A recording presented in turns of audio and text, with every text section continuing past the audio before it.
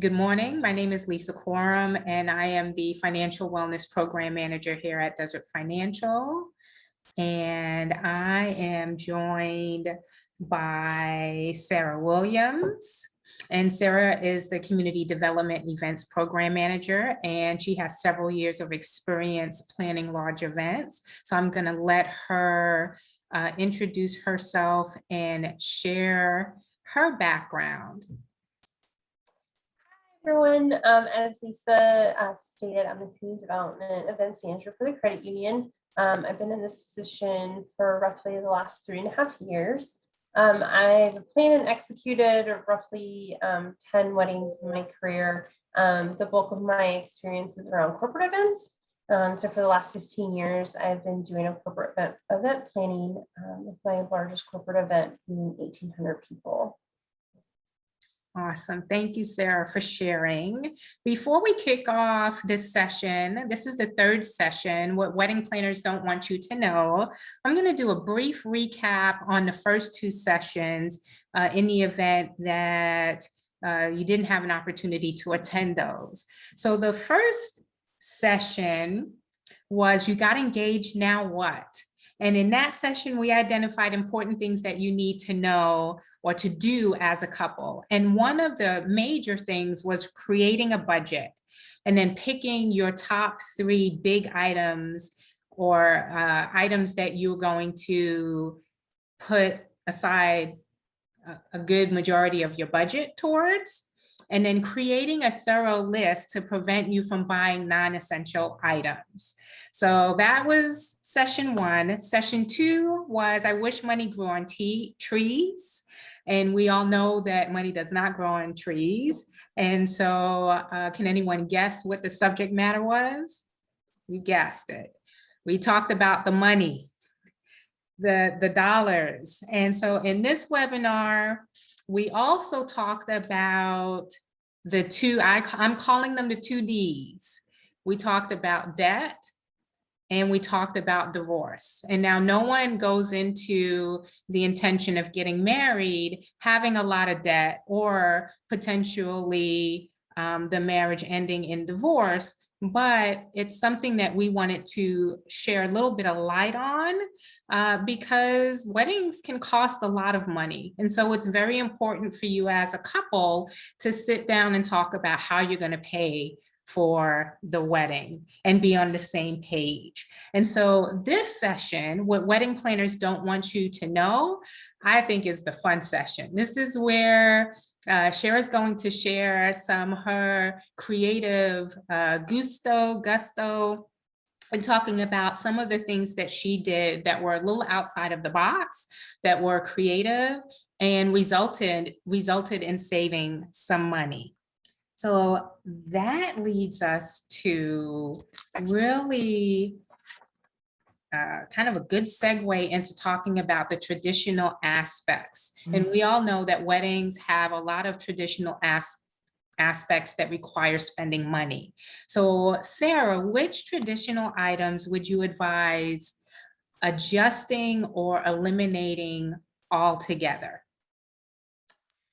Yeah, I don't know that you necessarily have to eliminate certain things, but I think that you can save yourself a ton of money and time by just simplifying certain areas. As we talked about in previous sessions, a lot of the legwork is calling and researching who to call and getting quotes and all of the things. So anything that you add is one more logistical piece that you're going to have to deal with either leading up to in the days leading up to your wedding or on your wedding day. And so the more that you can simplify, the better. So I listed out a couple of the different traditions that are like the top traditions in the US that we kind of researched and just threw out some alternatives. Also did a little bit of research on what the average cost is, and it's just insane.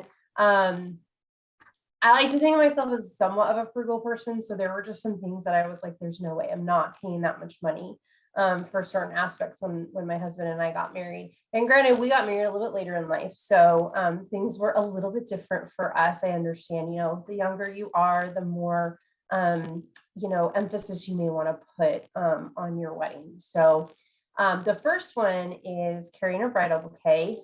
And so I always say, do you have a friend or family member that can help put this arrangement together for you?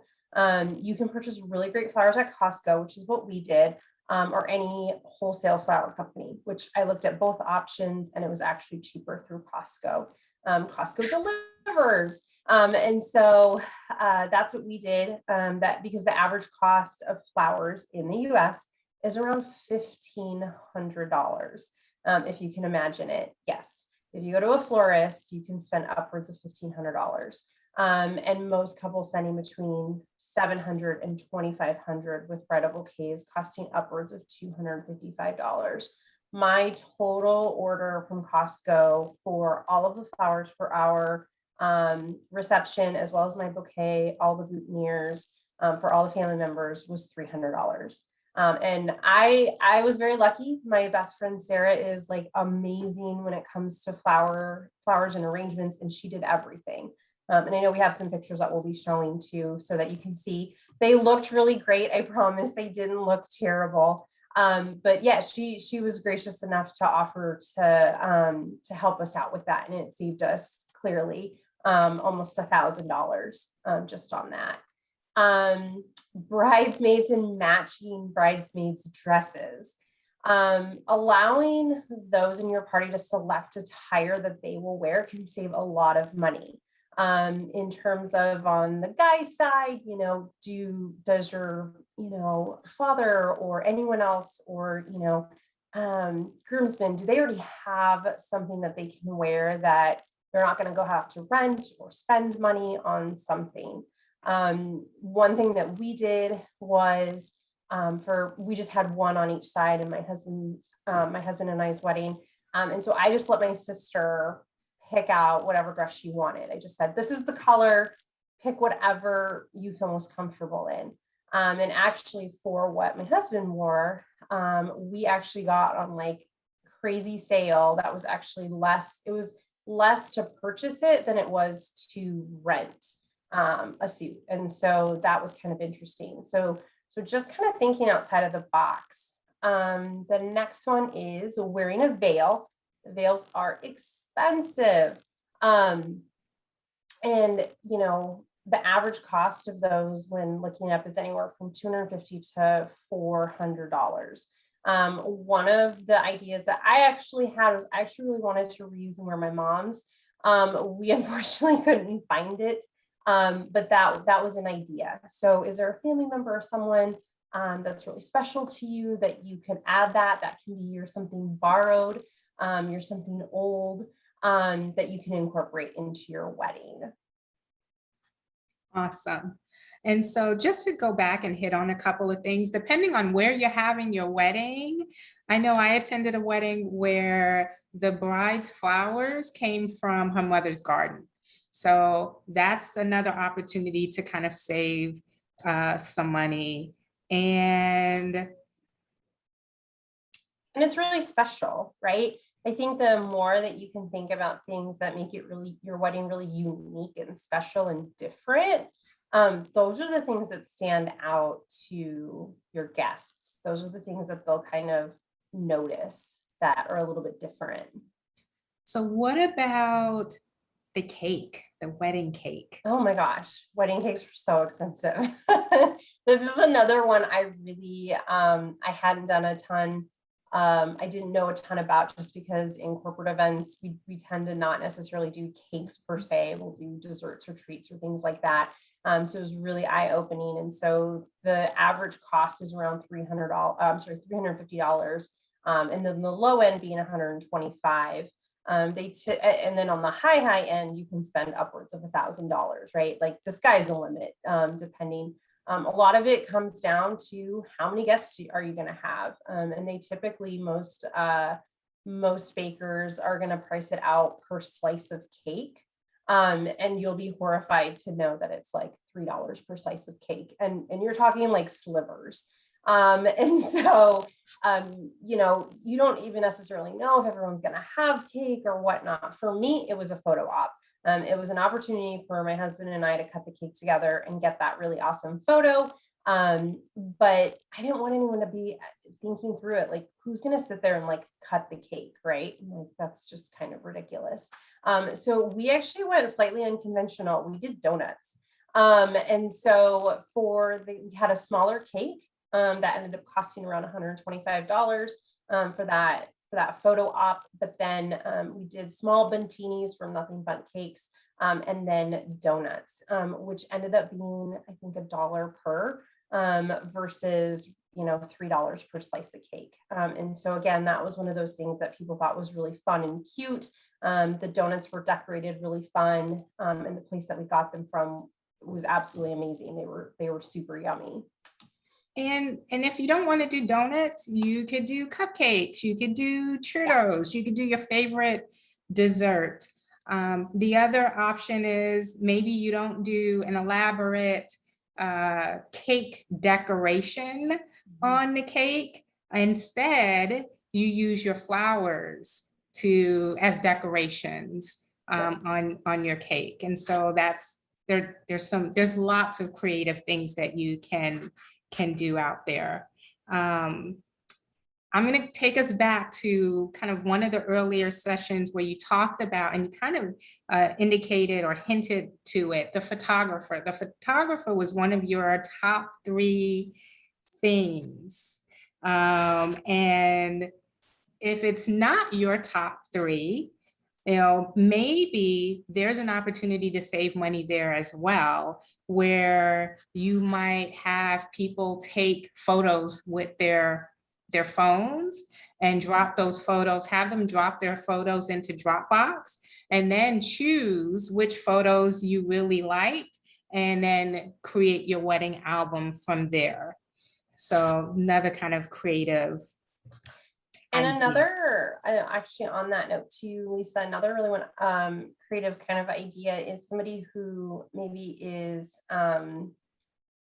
majoring in photography at your local university. So I used to work for Arizona State University, and there's actually an on-site department that was student workers, that they were constantly looking for various types of things that they could be involved in to get some of their shoots and things like that.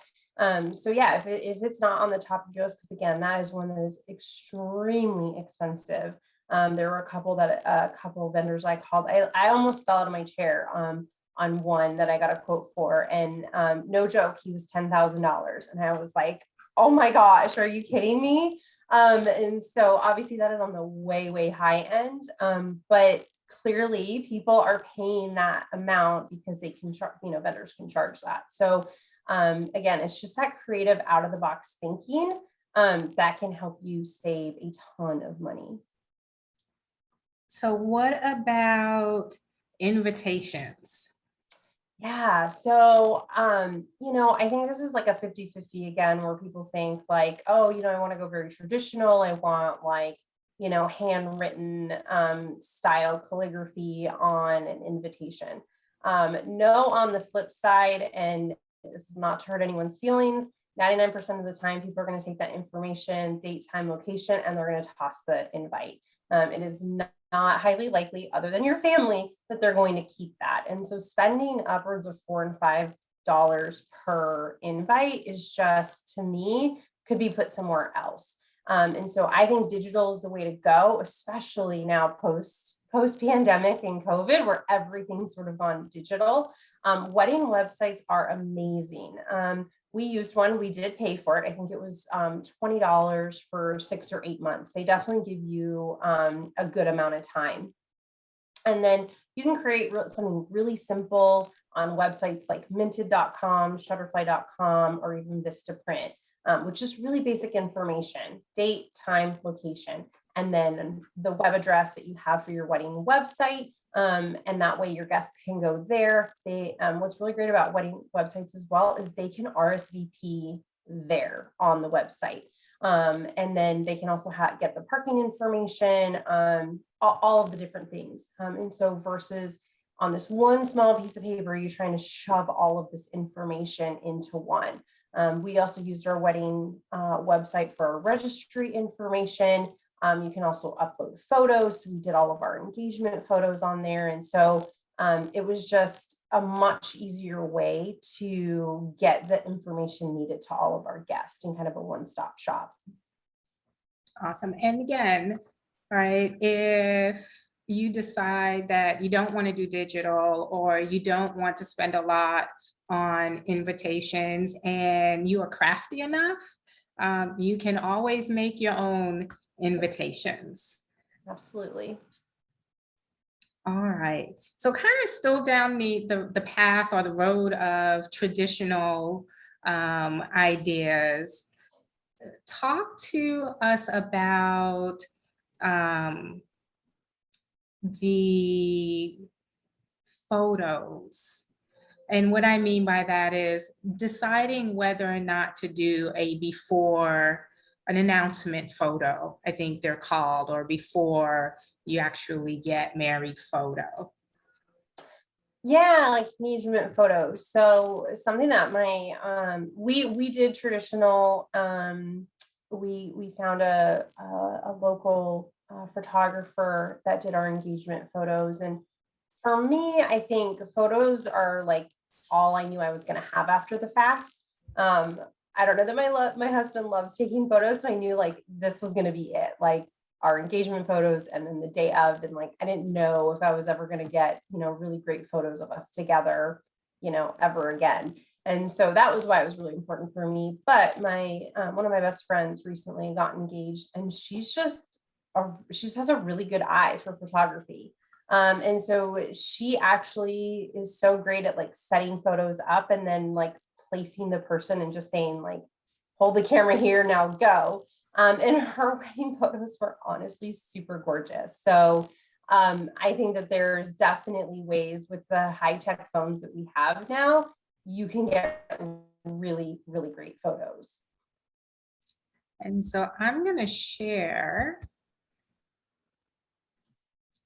kind of that first. And so instead of doing an engagement photo, right, you took the opportunity, instead, talk a So little bit this about is, it.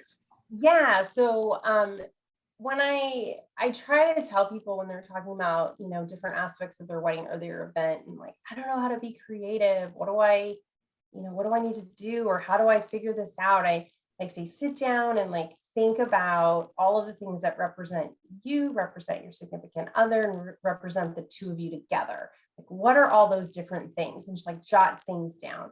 And so something that was kind of funny slash sweet and special for my husband and I was our first picture together wasn't actually a picture. It was a caricature at an event. And so our very first picture that we quote took together was a caricature. And we loved it. We framed it. We had it in our home before we got married. And when I was trying to figure out like, okay, I want to do something for my guests, but I didn't want to do something traditional. Like it was open seating. It was very casual. And like, how am I going to get things to people? That's just not necessarily going to work. And so I came across a caricature artist. I'm like, oh my gosh, how fun would that be to have him there to do portraits of our guests that they get to take home? And it's so awesome now because we go to our family and friends' homes and they all have them framed in their homes. And so it's just this like fun aspect that we can still see like a moment of our wedding that's still in our family and friends' homes. And so they really enjoyed it. It was a ton of fun. And it was a much less expensive option to have the caricature artist at our wedding for 3 hours versus spending $5 or $8 per person on a gift that, again, who knows if they're going to keep, right? Around, or if they're just going to toss it after the fact. So this is one that I feel like went a long way. What were some of the other things that you did to kind of add that touch of personalization within your wedding?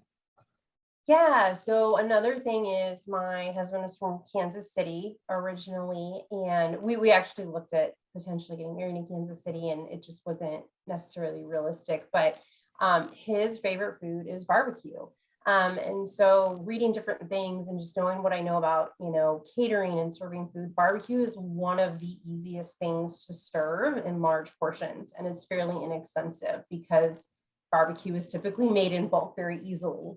And so I was able to find actually a Kansas City barbecue place in Arizona that was able to cater our event. What was really great was they were new to the Arizona market. And so they were obviously looking to expand their business.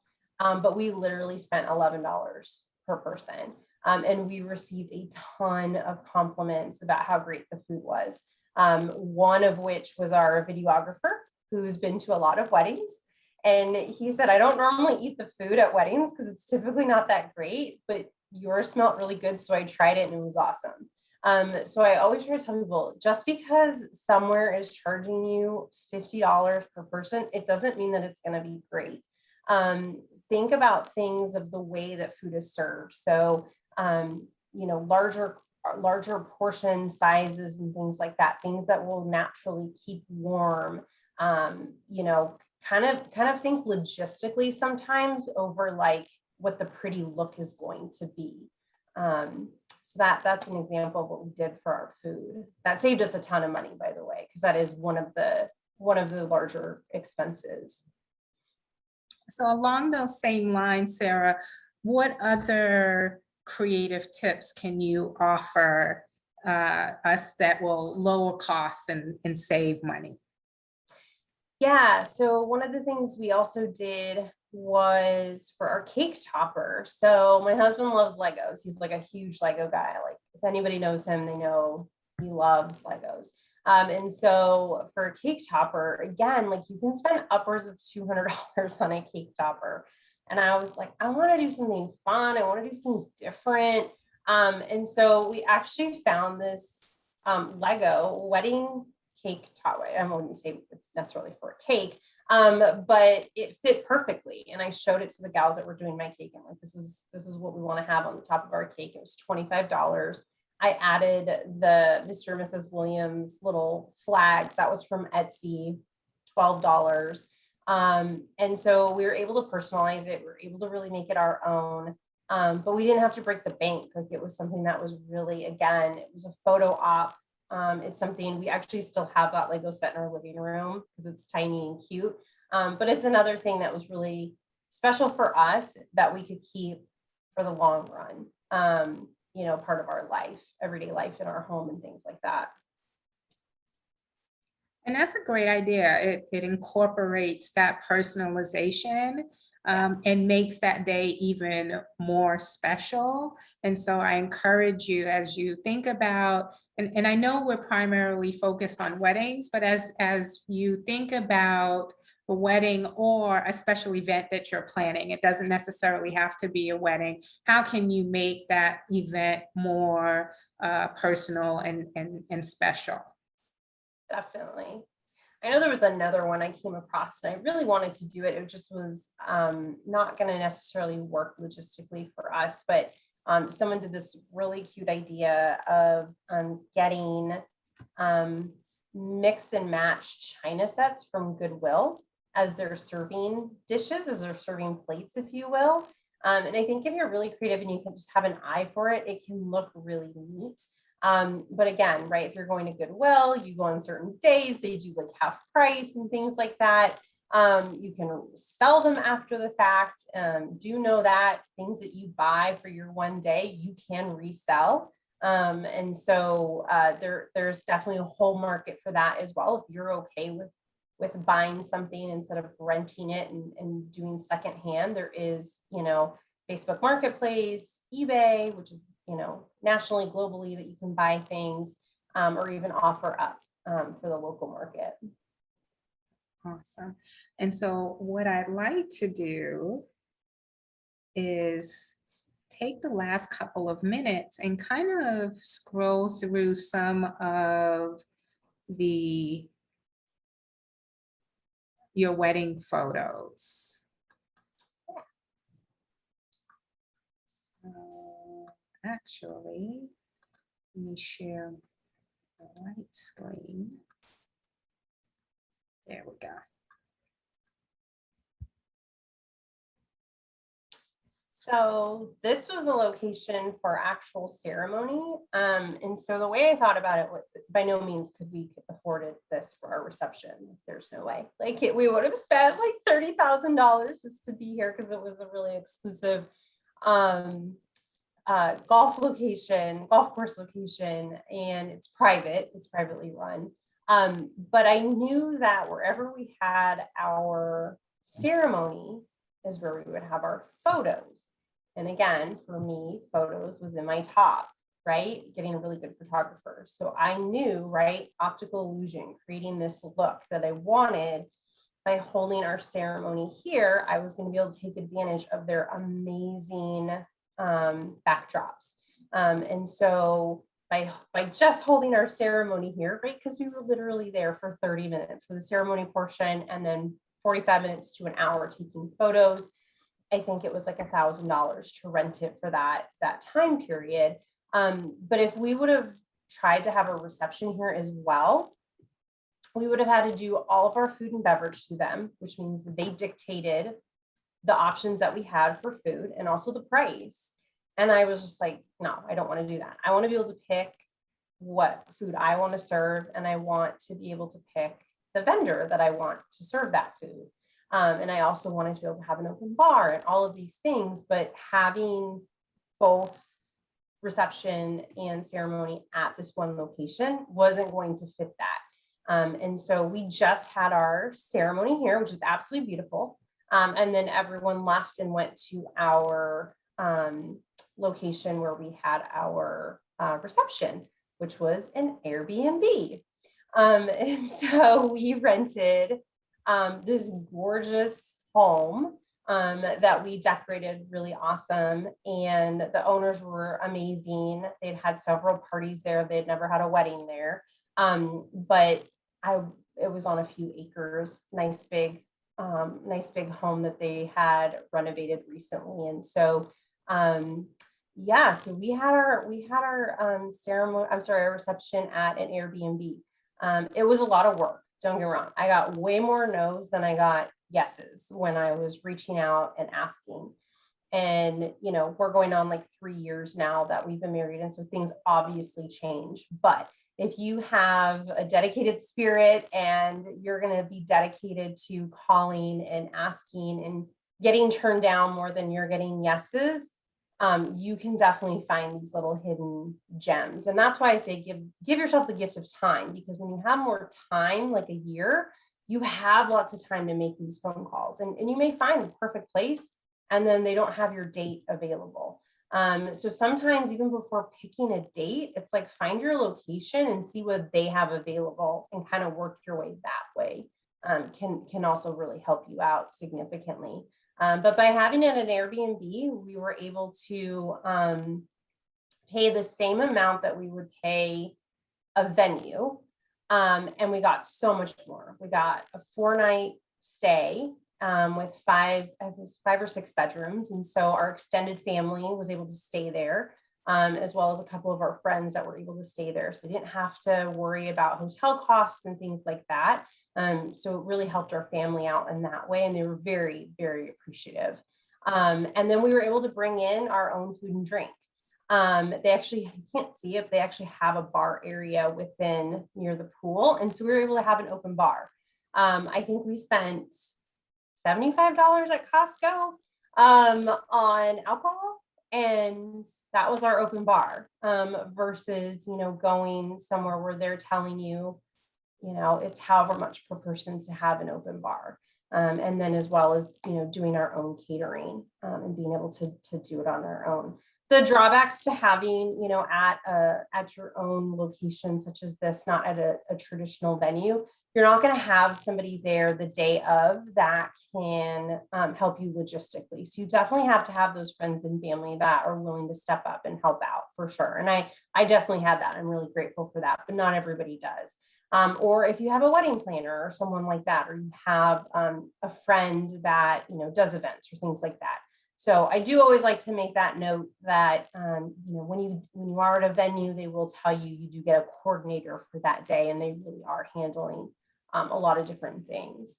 One note I just actually thought of, when you are calling different venues, a lot of venues have multiple different areas on their property. And so make sure to ask that question. Am I the only wedding that day, or am I one of several? I did a wedding for a friend of mine, and she didn't ask that question, and they're not going to tell you. And so it was actually the day of she found out, and she was just devastated. She was just like, I can't believe I'm one of 4 weddings taking place that day. And I'm like, it's a business, right? It's a Saturday. They need to maximize what they can to make the most money for their business. And so there's just those little questions.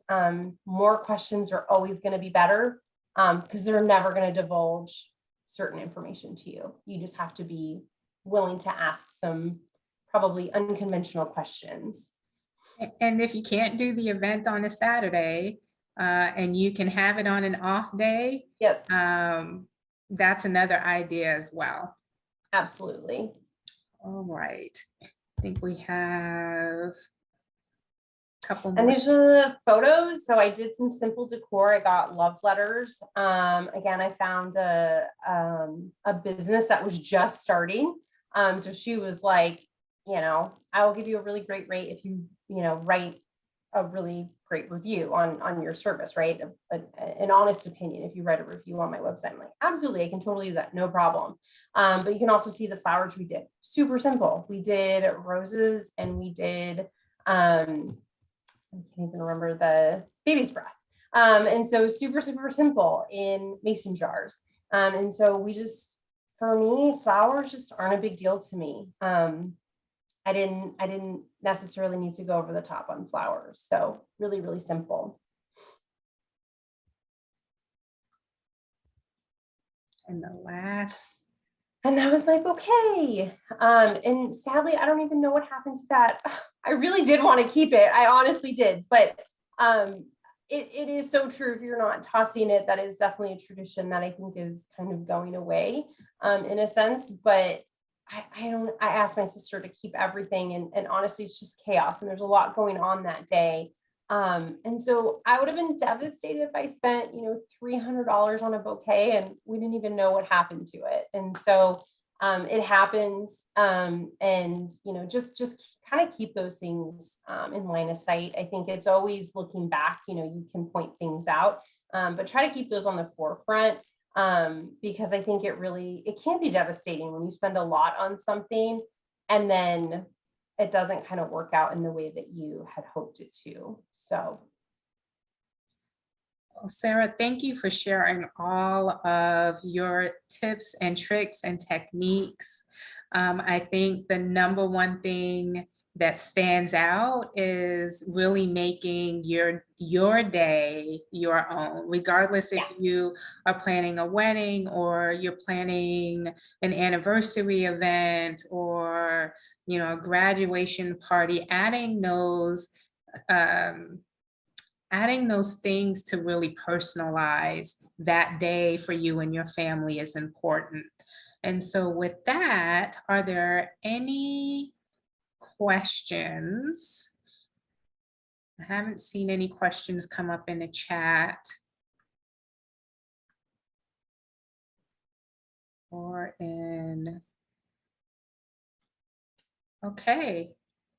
Well, with that, Sarah and I are going to say goodbye and wish you all the best, whether it's a wedding or a big event, a special event. Best of luck with your planning, and we hope to see you on a future webinar. Take care. Bye. Bye.